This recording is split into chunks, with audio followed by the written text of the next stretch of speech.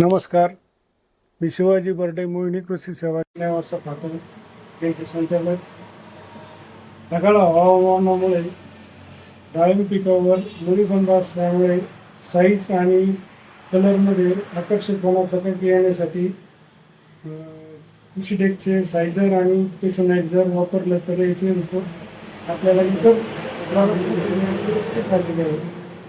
तर पेसोनाईट वापरताना फवारणी करताना 1 लिटर पाण्याला 2 ग्रॅम आणि सायझर 1 लिटर पाण्याला 2 ml या प्रमाणात फवारणी 15 दिवसाच्या अंतराने 2 फवारणी करावे व आकर्षक कलर,